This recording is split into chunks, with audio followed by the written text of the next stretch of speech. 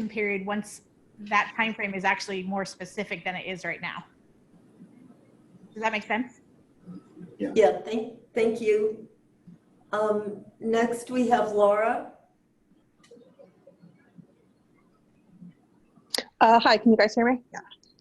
Yeah. Hi, I have a student that's going to be a sophomore in high school in the fall, and I'm just, I would like some clarification because there's a little confusion on the kind of differences between the changes, I guess, to the school year. If this is going to be reevaluated at winter break, normally a trimester would end before winter break. Does that mean that SLO High School is going to be transferring to a semester system in context of this, or are they going to remain on the trimester system and have a different decision point? Okay. Thank you. We can't engage or respond to questions right now, but we will definitely take all comments into consideration. Thank you. Rebecca. Hi, are you able to hear me? Yes, we are. Thank you. Okay, thank you. I just wanted to raise my concern as a parent. First of all, thank you for everything you guys are doing and trying to implement to keep everyone's best interest. I have some concerns as a parent over the distance learning requirements because the language in the documents that I last read mentioned a very rigorous and a style that would be very similar to that of in-person learning, yet all virtually. And I'm having a little bit of misunderstanding between the virtual learning platform and distance learning, and understanding the time commitment that the parents will be obligated to with their children each day. And wondering if there's going to be some sort of flexibility built in, because of my understanding of the new bill that was passed and all of that, it's feeling a bit daunting and concerning. And I'm just wondering if there will be some better communication with parents about maybe like a sample schedule, or what the school is intending that distance learning platform or virtual platform is, both of those, what they're going to look like, because it feels almost impossible to make a decision unless we know what we're doing.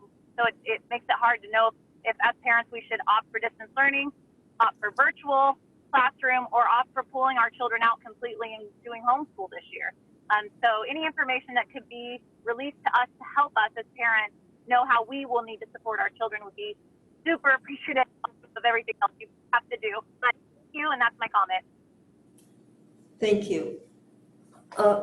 Mr. Unger, Chris, did you want to make a comment now? I did, and I just want to just comment that as one of the things we heard was that parents need a lot more communication, and so I'm wondering if parents can be, the parents that are asking these questions can be given a resource in the district so that they can ask these questions and get them answered, because I don't think we're going to be able to answer them today. Thank you. Yeah, and Dr. Prater says yes, so we'll work on that. All right, next I have Kim. I don't see Kim's hand raised anymore, so Okay. maybe Wendy Knight is next. Yeah, Wendy. Yeah, my comment is that for the high school, the reason that we would stick with the school district is because you're going with Plan C. However, our children will not be attending school in person probably this year because of health concerns with a parent. And but we don't want to pick the virtual learning because our high school students can't take AP classes and honors classes.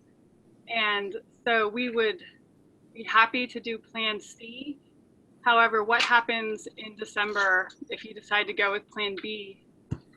Could we then pick the virtual learning, and then that student would at least complete some of their honors and AP classes next year? Our concern is just that if the district decides to stay with Plan C the whole year, and we've done the virtual learning where he would just totally miss out, where he could have taken all the AP honors classes had we known, and nobody can know this, but he could have done that if we stay with Plan C all next year. So that's kind of a difficult choice for us to make. since some students do better taking those more challenging classes.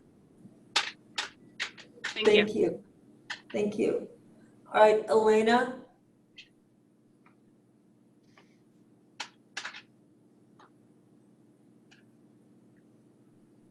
Elena, you can go ahead and unmute yourself.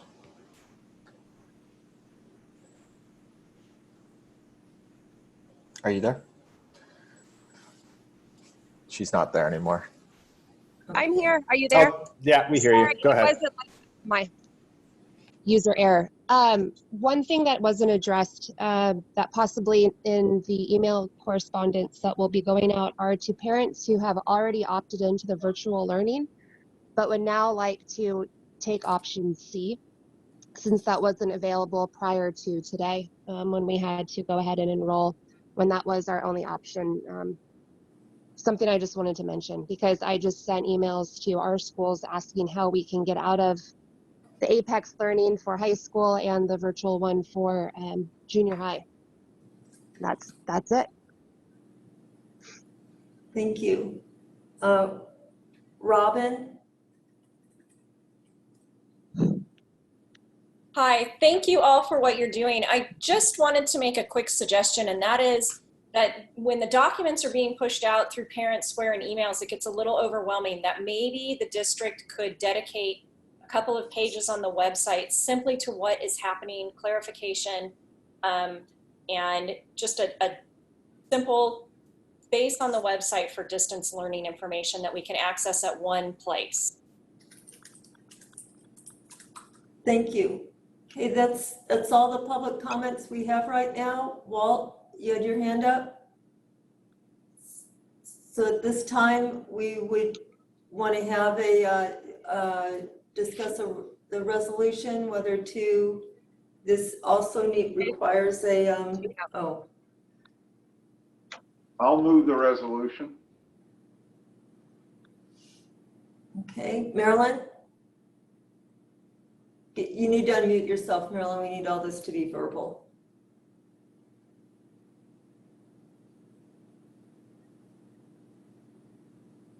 Okay, I'll second. Okay, and Mark, did you have a question or? Okay. No, I was going to second. Okay. So we have a motion by Mr. Millar and a second by Marilyn. Is there any further board discussion? Okay, this is we'll do a roll call vote. Walt? Yes. Marilyn? Yes. Mark? Yes. Chris? Yes. Catherine? Yes. Evelyn? Yes.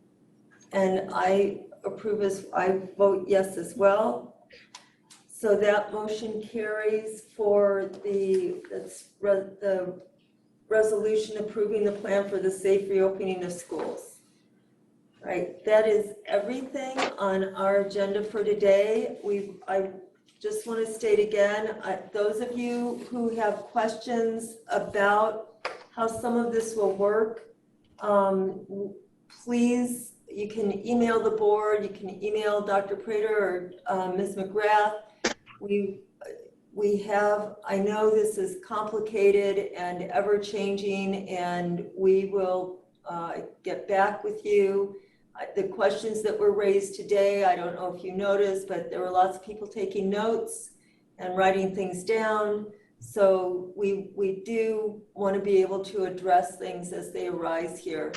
And with that, I am going to adjourn this meeting, and we will meet again on August 4th.